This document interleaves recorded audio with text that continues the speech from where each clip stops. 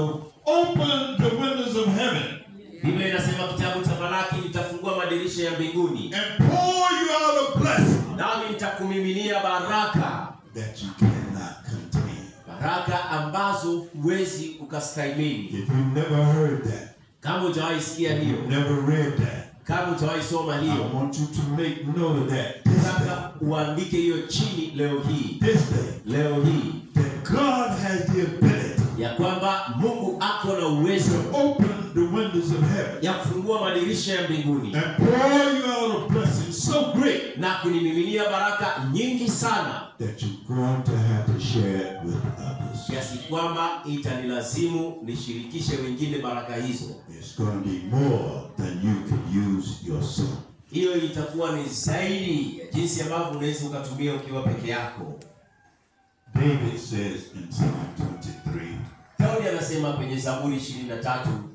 My cup, kikombe changu, runneth over. Chafurika. Jesus said this. Yesu anasema hivi. I've come that you might have life. Baba, nimekuja ili upate uzima. And have it more. Na upate tele.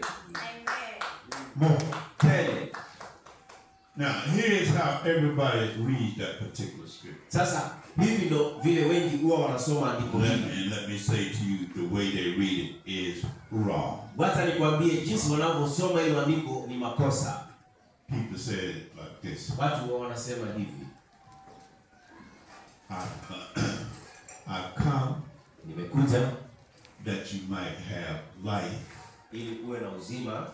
And have it more abundantly. Na uwe na uzima tele tele.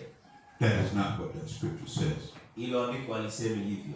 The scripture says I've come. Andiko linasema nimekuja that you might have life. Ili upate uzima.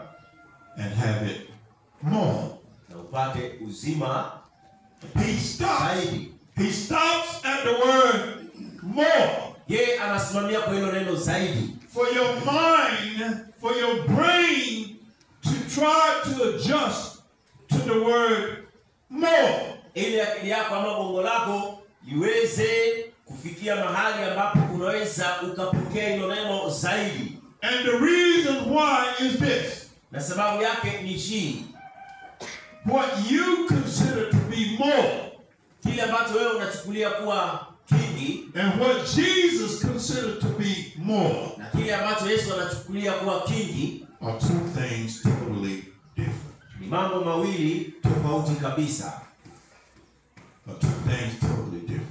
Ni mambo mawili tofauti kabisa. So when you come to the place where, wait a minute, he's talking about something more than I can think.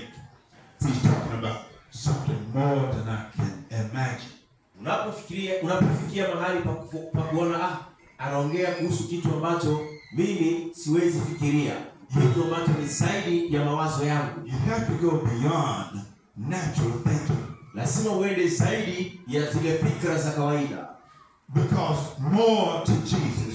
Maana zaidi kwa Yesu, more to God, zaidi kwa Mungu, is more than you can think or imagine. Ni zaidi ya kile ambacho wewe waweza fikiria ama kuwazia. This is a fallacy, meaning that it is an untruth. Sasa